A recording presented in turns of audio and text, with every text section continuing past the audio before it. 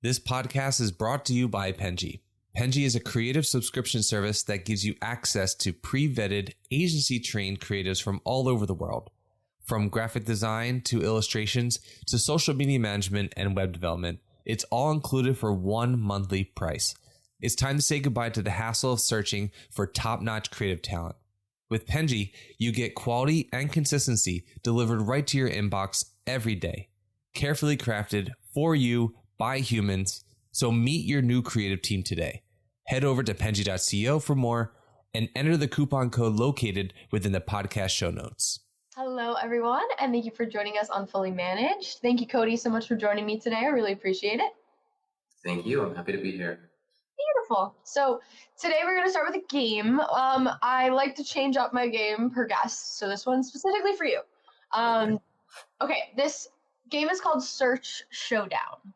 So I am going to give you two, phrases, and you are going to tell me what you think is searched for more. Okay, sure. Does that sound good? Yeah.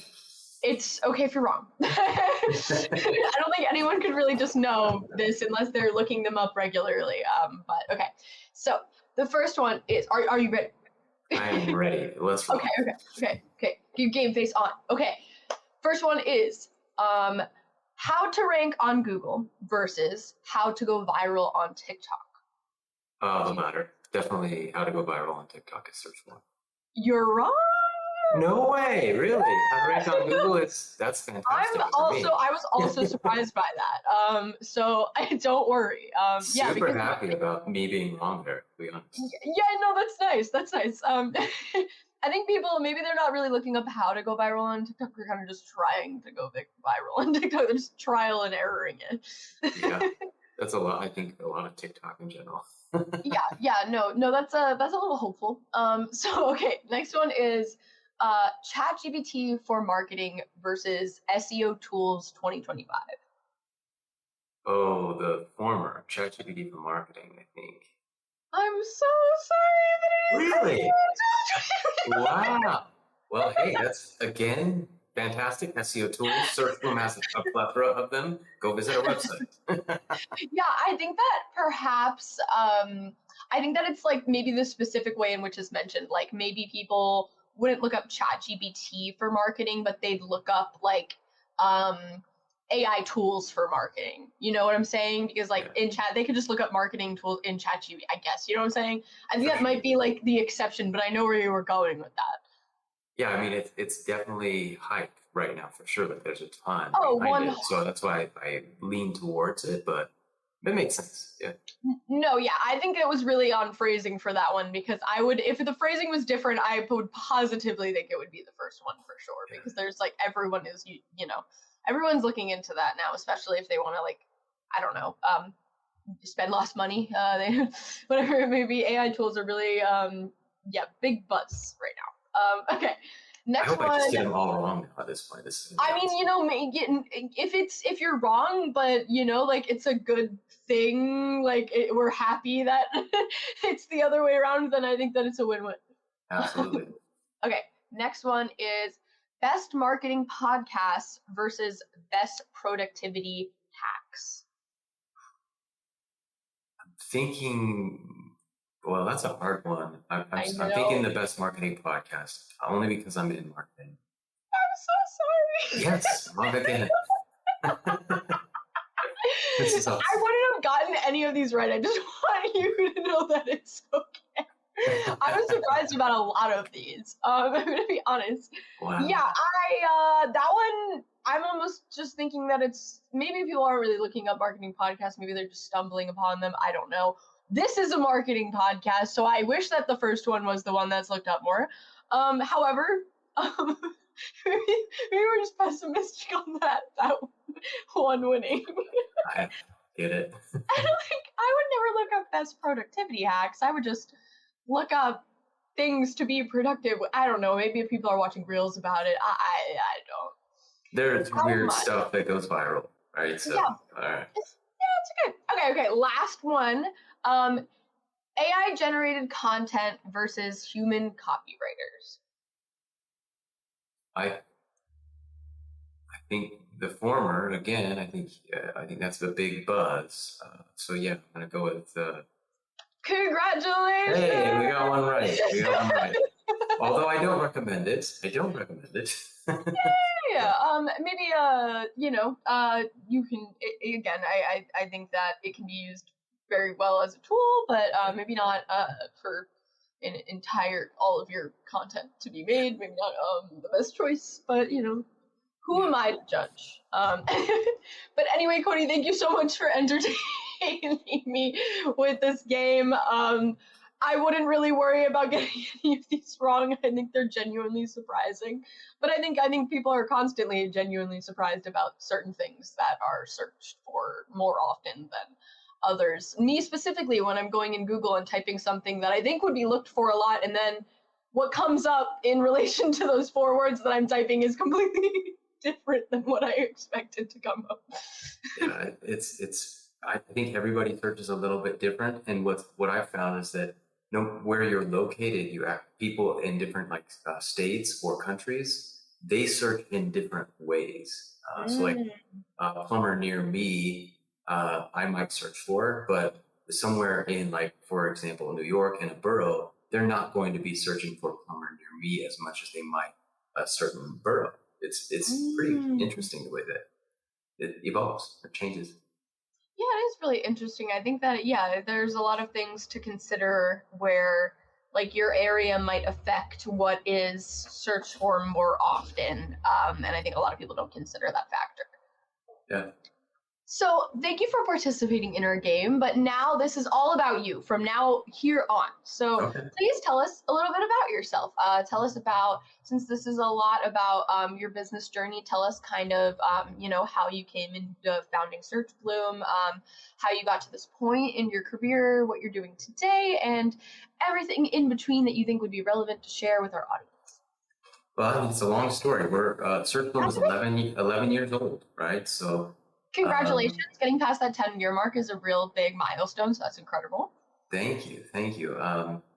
Searchbloom is a search marketing agency. That's all that we do, search marketing, whether that be Google Ads or SEO, or LLMO, AIO, AEO, whatever you want to acronym that, that new discipline.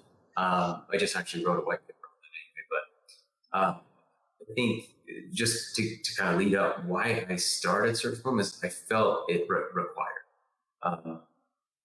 I think I've always been entrepreneurial, and I got that probably from my father, Craig. And I didn't know that I would start a business, when I was young, or anything like that. But what occurred is that I was in college, and I got an opportunity to work at Google as an intern on the Google Offers project. And that got me introduced to analytics and websites and data, and I became pretty fascinated. And that's, I think, where the passion started. The love affair started. After Google Offers was shut down, I moved into a company that did websites, web development, web applications. So I had to rapidly learn a lot about web applications in the development process, because that's what I was selling. I was predominantly in sales or business development. After that, I moved because that's cool. I like that, but I like marketing and sales more, right? So I went over to another firm. I won't mention their name. You can look me up and you can find out who they are. But effectively, I worked for another SEO company, and I moved my way up until I learned. And it was probably 2 years, where I moved my way up to the director of business development or something. And I then learned how the sausage was being made, and I could no longer sell the service. I couldn't do it anymore. I couldn't put my name on it anymore. So I thought, well, let's go to a higher end agency that, I can believe in, that I can put my name behind. So I hopped over to another agency, and darn if they didn't do the same thing. I worked my way up. I built this business development channel partnership service line of the business. And then I was promoted to the director of strategy. All the curtains got pulled back. The hood got open, and I'm like, dang it, no more. And that's when I started. Better at hiding it. Yeah. So then again, that was a little bit faster, maybe a year and a half, year and 8 months. And as soon as I learned it, I planned my exit. And that's when I thought, you know what, there has to be a better way. You can do this white hat. You can do this transparently. You can do this with results centered focus. And you can do it by building trust and partnerships with your clients. It's not just at Searchbloom. It's part of our mission. We are the most trusted, transparent, and results-driven search marketing company in the world. If we're not that, we are not succeeding, right? So building trust, building transparency, and providing results is within our DNA. Made the leap. I think I had not a ton of money, maybe like $30,000 saved up over time. I mean, consider this was quite a long time ago. I was in my 20s. So I had a little bit of money, a little bit of runway, and not a lot of clients, right? So worked, got a few partners. We call them partners at Searchbloom. And over time, I was able to hire my first employee, Jordan Connor. Shout out to our executive vice president. He's now become a partner of mine within the firm, an incredible and talented person, and just genuinely loved guy. Since then, boy, it's been a whirlwind. That the last 11 years have gone by so fast. In the 5th year or 6th year at Searchbloom, I got married. And now we have 2 beautiful little girls. And as much as I love Searchbloom, and as much as I am passionate about search marketing, there's nothing that really competes with my family. So I'm a family man first, for sure. Oh, I love that you ended on such a wholesome note with that story. I think that's really lovely. And having a girl dad is the best dad. Right. I think I have like 4 girl dad shirts. That's incredible. Yeah, I have 6 sisters, and there's no boys in our family. So, girl dads, it's statistically proven that girls take care of their parents in their old age more often than sons do. Fun fact, even though I know you're a son, I'm sure. So I take care of your parents. I suppose I have to be that. Yeah, no, I am. Well, that's good because I'm probably going to need it. Olivia, Emma, you're probably going to need to take care of me at some point. But that's wonderful, and that's a really great story. I think that I love hearing. It's so interesting that I think that people kind of fall into the agency space in a very like serendipitous way. I think that a lot of times it's one of the least linear paths I notice when I talk to people about their career journeys. And yours is actually more linear than I feel like most, because you kind of at least like you were kind of in similar spaces and then ended up in this space. But I think it's really cool to explore that and kind of understand like the reason why someone would start their own agency. Like I think, and I can testify to your experience at previous agencies because I hear that unfortunately a little too often from other people from other agencies that have worked with agencies that they didn't like the way in which they were doing things, and they didn't agree with it morally, and started their own agency for that reason. And I think that's really lovely. I hope they're not doing the same thing that they that's always my hope. But it's unfortunate that you hear especially even from clients that they were burned by an agency and that's why they're coming to you, and they're almost wary about going to another one because of their previous experience. Yeah, I think probably 90% of our partners have worked with another agency and or have been burned by another agency, which is really unfortunate.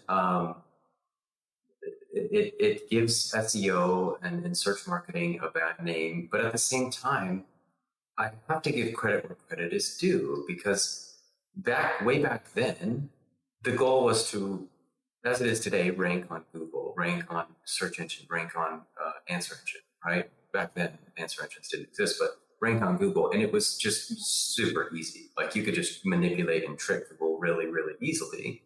Yeah. And, by getting their hands smacked many, many times, they went through the hard stuff and trying to resolve those issues.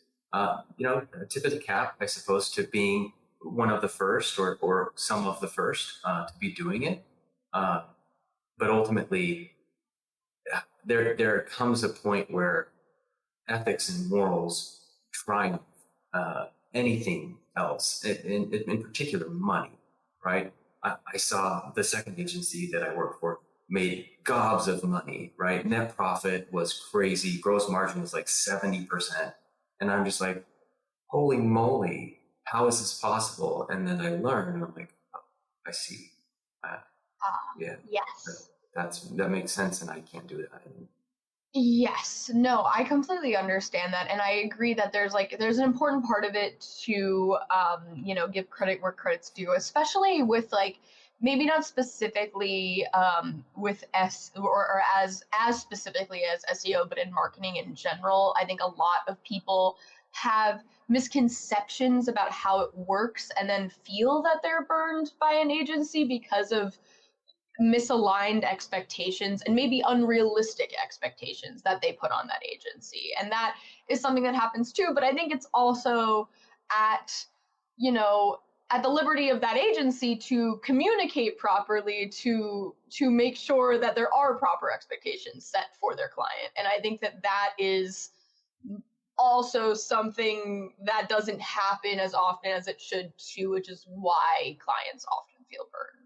Yeah, no, that's so when I first founded the company, I decided then and there that we will not have a sales team, because I learned from experience, sales teams are motivated by money, right? Commissions, closing deals, it gives dopamine hits when they close deals. I know because I've been sales.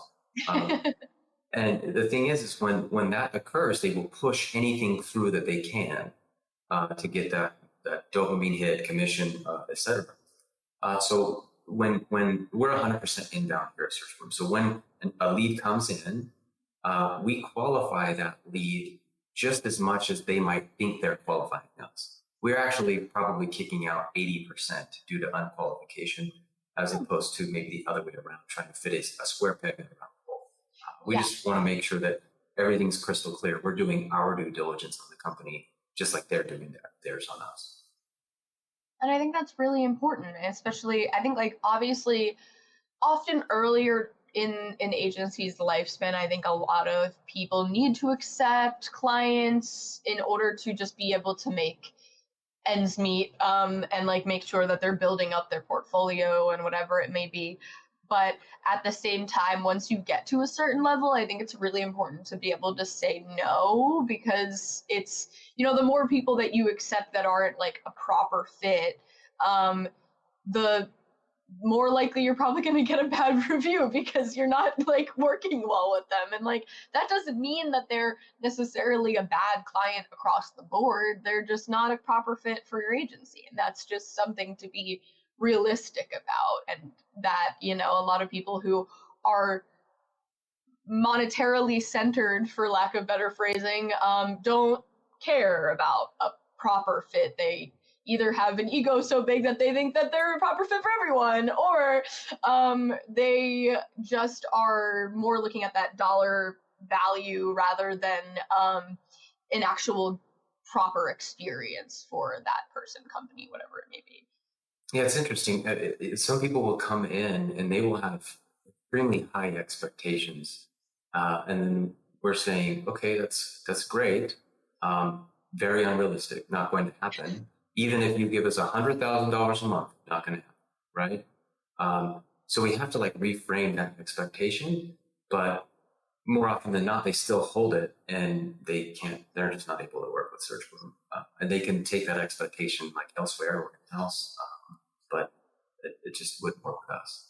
Yeah, I mean, like, you can waste your money elsewhere because, like, no one can do the impossible, but there are people that will take your money and say that they'll try, which is, like, honestly, I don't even know if I blame those people, because it's like, if you're telling them that you can't do it, but they're still willing to give you money to do it, then, like, I mean, there's a bunch of people that would just take that money, and I can't really hate them for that, I guess, but there's also a stance of, I shouldn't be taking your money if I can't do what you're telling me to do, even if I'm telling you I can't do it. Yeah, I mean, saying I don't think I can do it, but I'll take your money. It's kind of weird, a little bit of a dichotomy. Yeah, but yeah, I mean, I think overarching there's a lot of education to be had here, and more often than not, when we are working with even the most sophisticated, call them Fortune 1000 companies. Um, More often than not, we're educating most of the part of the sales process. Is a lot of education and due diligence on our side. Yeah, I think that it's really important to understand that there's an educational aspect to it on both ends. Like even like if you're working with an industry that you're not very familiar with and you think that a plan will work and they're telling you, hey, like I don't know if that's going to work because of this, this, and this. Like maybe they're not the experts in what you do, but they can give you some insight of how you can do what you're doing better for this client specifically. And I think that there's a lot of agencies or people out there or whatever it may be that are very unwilling to listen to their client in certain aspects because they're like, I'm the expert, you're coming to me, so why should I be doing that? And that's not really realistic either. Like you want to be successful, you have to listen to your client to a level as well. Yeah, you have to learn from them because what they do, you don't do, right? And I have maybe I'll get on a bit of a soapbox here. I have a qualm with what a lot of agencies do, which is like niching down. Like, okay, I'm only going to service this industry, law or HVAC or home services, whatever. Not with like the business fundamental aspect of it from a business 101, like if we're going to school, yeah, that's clearly the way you should do it. The problem that occurs is that there is no cross-pollination, meaning you're not learning at all. You've already learned a lot, if not all, of every aspect of HVAC, and you have placed all of them. That means what you're doing is the same for this partner or client or this client. So they're getting the exact same thing. What makes them different? What makes them better?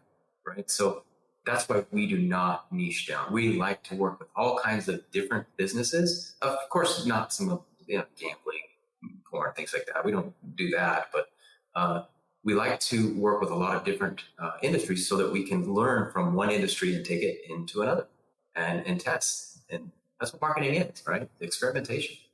No, yeah, this is a really interesting stance because a lot of people disagree with you, and I know that because I've heard both stances on this podcast about niching down. Bigger topic at the beginning, but definitely still something that is often spoken about, and I very much agree with you on a lot of. I don't know where I stand. I'm going to be so honest. I hear so many different opinions that are definitely all justifiable, but I do completely understand where you're coming from of the idea that, because like I think about it of, we're in design, and I'm not in a typical marketing position, but I get so much inspiration from so many other companies of like their failures or their successes, and it has nothing to do with design or it has nothing to do with my industry, but the general outline of what they were able to achieve is still helpful.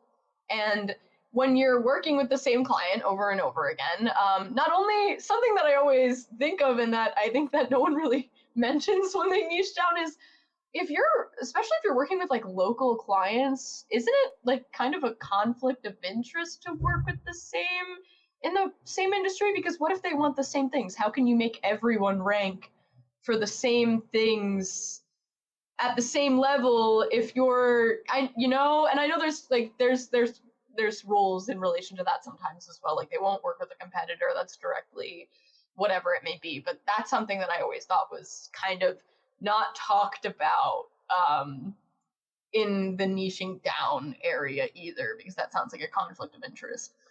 Yeah, I mean, there's certainly some areas to that. I think there are some maybe bad actors that will just, take money, and there is what it is. And the higher your retainer, the more you invest, the more likely you are to rank above one of our other clients that is investing less, right? But I think some of the better ones that do niche down will probably have some exclusivity agreement, like, hey, we will not work with any other businesses in this geographic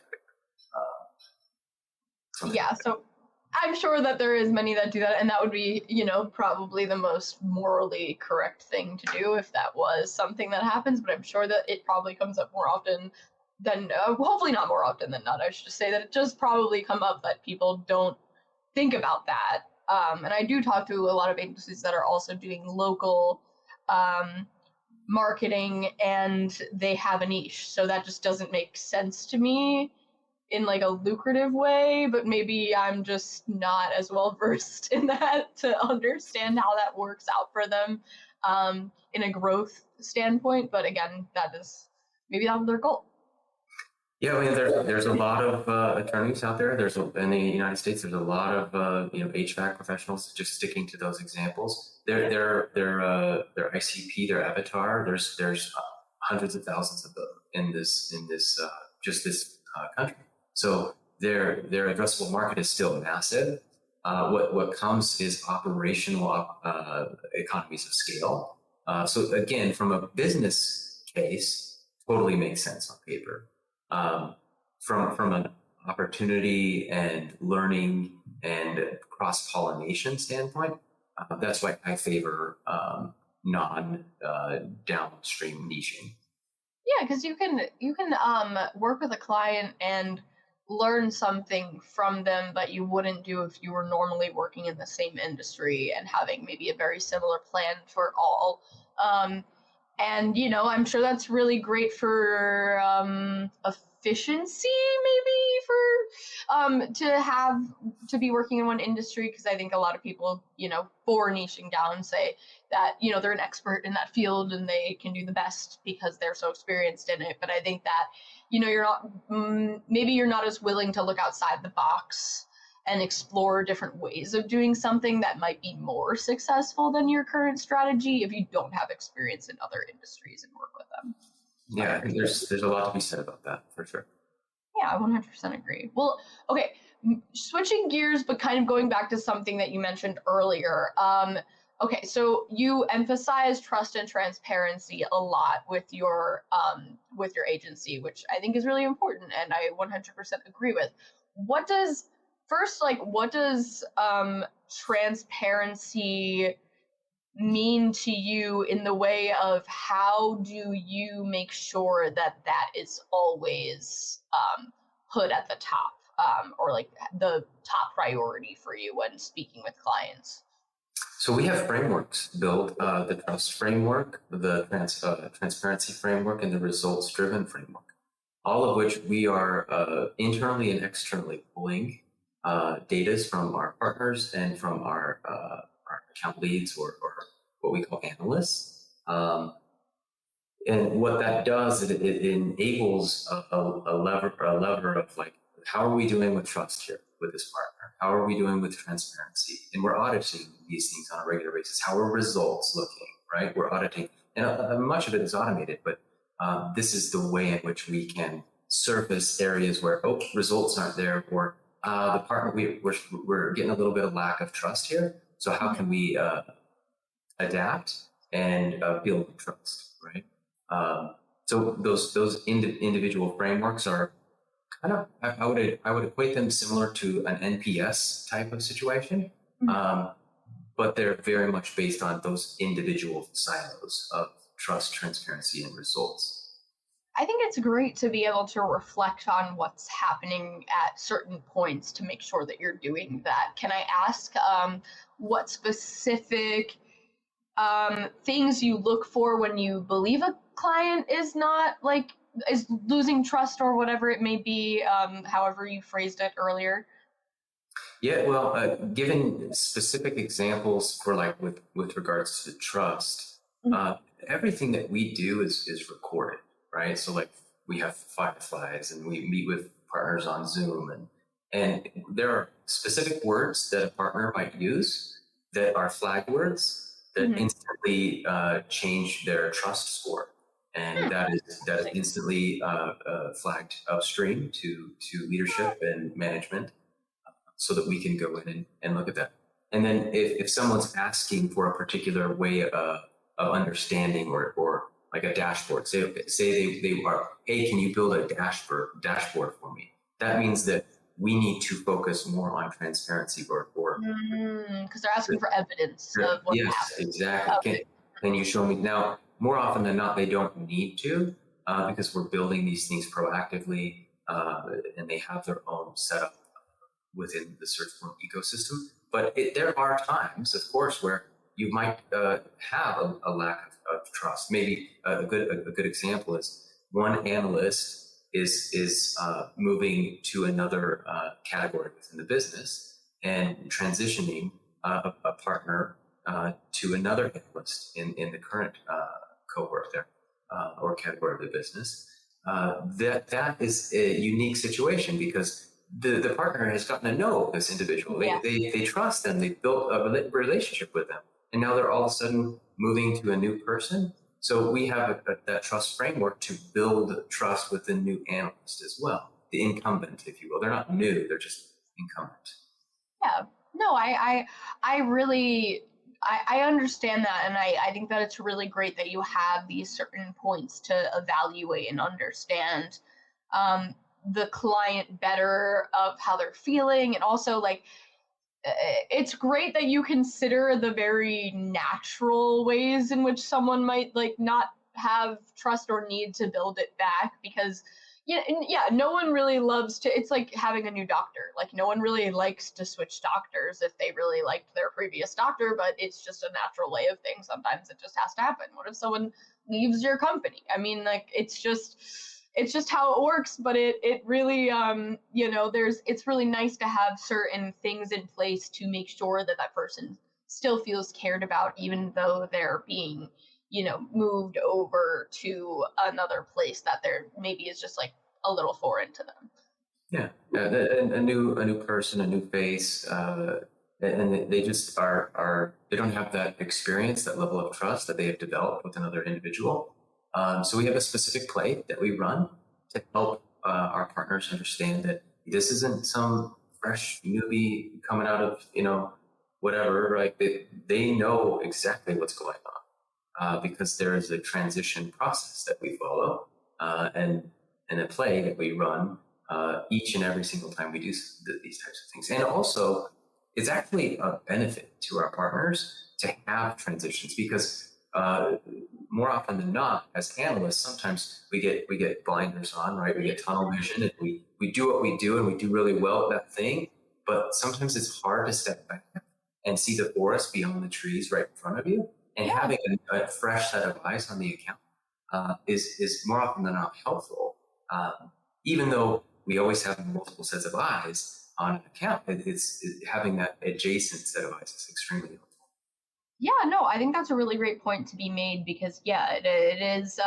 If you're used to doing something the same way for so long, I think a lot of people would think, if it's not broken, don't fix it kind of thing. But at the same time, there's a level of leeway in there in which, like, you should maybe be thinking outside the box, again, as we kind of mentioned earlier, of just having that understanding that just because something has always been doesn't mean it always has to be. There's sometimes always better, there's ways in which a business can prosper more, even if the level of success that you're seeing is still good on paper. There's still ways in which, things might be able to be better. And if we're not considering different perspectives, then you might not be able to see that. Yeah, we actually, it's a core value at Searchbloom. It's called Take Pulse, which is literally like step back and look at this from 10,000 feet, look at this from 20,000 feet, and see the narrow gap that you're in right now, and then all the other opportunities that might be surfacing. And within our task management system, we have a specific list built for opportunities where we can, when stepping back, when taking pulse, we document those opportunities for future iterations, for future tasks, for future implementation. Oh, I love that. I think, well, I was actually going to ask you I mean, maybe that might be it, but what if, okay, say Searchbloom was to like double in size, like in a very in a very normal way, in a very like normal timeline, not something that's too daunting and terrifying to happen all at once. What core values do you think that would be the most important to you to make sure that with your growth are still present? Yeah, so we have 6 core values. I know that all the books say, hey, have 4 or less, but we have 6. The one that I look for the most is own it, which is, I use this metaphor all the time. Like I'm running like a relay race, right? And maybe I'm the first leg in that relay race. I have the baton, I'm running, I'm doing my very, very best. The next person up needs to be prepared, ready to go, so I can give it to them so they can own it. And then so on and so forth, right? So own it is critical. That's something that we look at all of the time. Are they owning their engagements? Are they owning building relationships, which is another core value, building lasting relationships, both internally and externally at the firm? Are they never letting it rest? Another core value. Are they curious? Do they have a mind of curiosity? Are they curious all the time? Are they always learning? Right? Are they always adapting? That's never let it rest. We got this, another core value, meaning it's not an I team here. It's team. Like we work together. We collaborate on everything, every little thing, even if it's like really small. We are still collaborative, not only within the organization, but with our partners. We want to have that strategy and collaboration and be an embedded part of our partners' team and be that partner that they wish they would have hired 4 agencies ago. Mm-hmm. Oh, I really think that's a lovely set of core values. Don't let anyone tell you that you have too many. If you're fulfilling them and you're truly staying true to all of them, then it doesn't matter if you have too many. Or I think that it's really important to know who you are as an agency and also feel that everyone that's a part of it, resonates with how you feel who you are, because then that's not who we are. That's who a couple people in the agency are, and that's not, that ends up leading to some problems. But we measure individuals based on core values. So one that wasn't mentioned was keep it crystal. How keep it crystal? How are they keeping it crystal with their partner? How transparent are they being? And that ties into the mission, right? So all of these have been developed to really promote the mission of the company, which is again the reason why it was founded, the reason why it was started, because they were lacking trust, transparency, results everywhere I observed. Even if results were there was no transparency on how that was occurring, or trust it was a relay game between the account manager that didn't really know what was going on or tried to, did their best, but wasn't a subject matter expert. And that's okay. I understand those models. I get those models, but at Searchbloom, you work directly with your analyst. And no, they might not be the most polished account executive, but they are subject matter experts. They'll tell you exactly what it is, how it works, when not to do it, when to do it, how to do all this stuff, right? And we found that having that model is very helpful with our partners, and we can train account management to a degree. We can train that. It's very hard to train subject matter expertise within a silo or within a vacuum. Yeah, I can completely understand that. There's some things that are easier to build frameworks for than others. Sometimes it's just based on experience that they have. Most of the time, yeah. It's mostly experience, yeah. That makes sense. That's very normal. So, okay, since we're coming up on time, I want to ask you something that's I like to go past looking or future looking at the end. So, what is your vision for Searchbloom in the next 5 to 10 years? Hopefully you make the 20-year mark. We'd love that. That's another milestone. What's your vision for that? What's your goals? What would you really like to see done? And everything you're excited for. Yeah, so I have develop a 6-year vision, and that effectively is 3 times growth, which is, some might say, well, that's kind of conservative, right? Well, I'm not in this for top line. I don't really care about top line revenue. I care about, I care about, like, are we making our partners money, and are we making money? Because if it doesn't work that way, the business itself fundamentally is flawed, right? So 6 years will effectively triple in size. That is in terms of partner logos, as well as I would say, to a degree, headcount as well within the company. There's a lot of things that we are investing in from a large language model and AI point of view that candidly don't require additional humans. Like, we don't need additional humans to do certain things like we used to. Like 5-10 years ago, we needed human beings to do certain things, keyword research, right? Keyword mapping.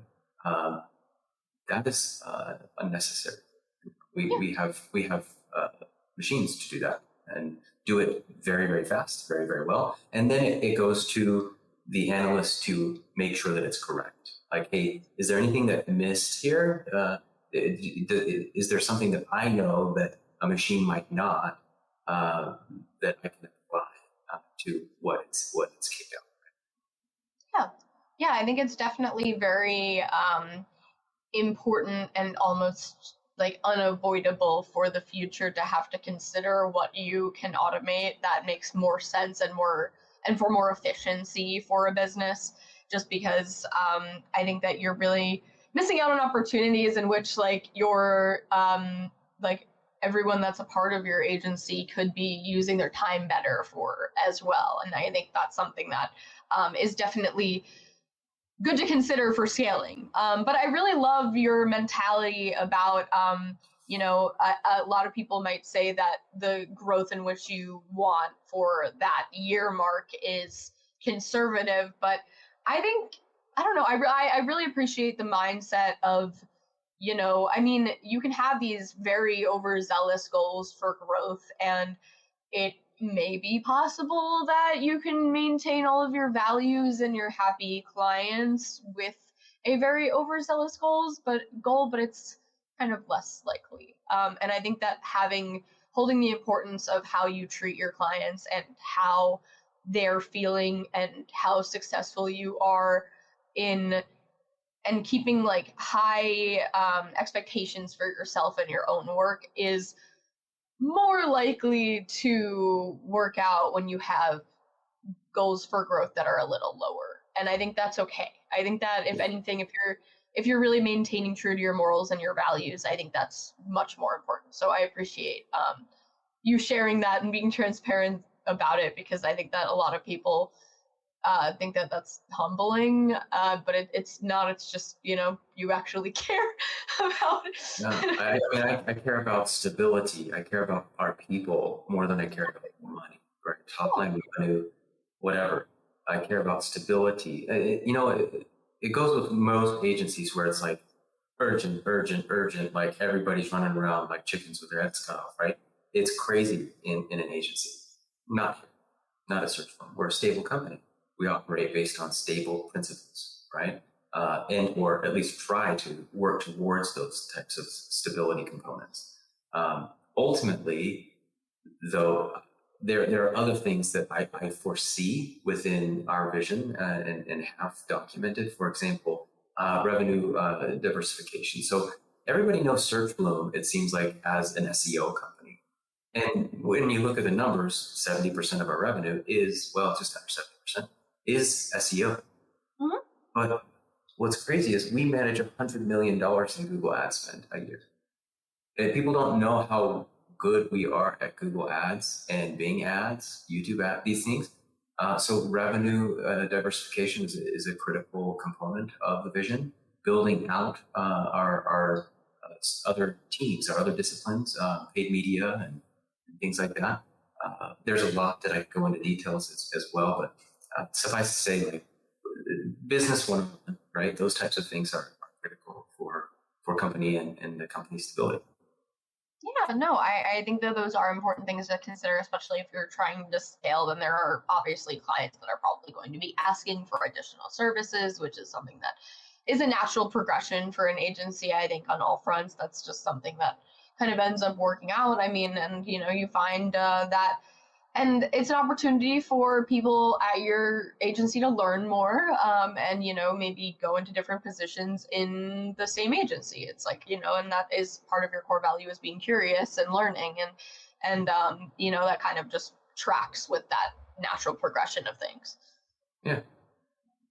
Well, I do have to end it here because we're a little over time, but this was very, very fun, and I really appreciate you being so transparent, and like I can very clearly see how genuine you are about how you care about your clients and care about everyone within your agency and working towards a unified goal. And I think that's really wonderful to hear, because I do hear it from other agencies, but I never, you never know what's true or not, because there's obviously agencies out there burning people, and we know this, but I don't know who they are all the time.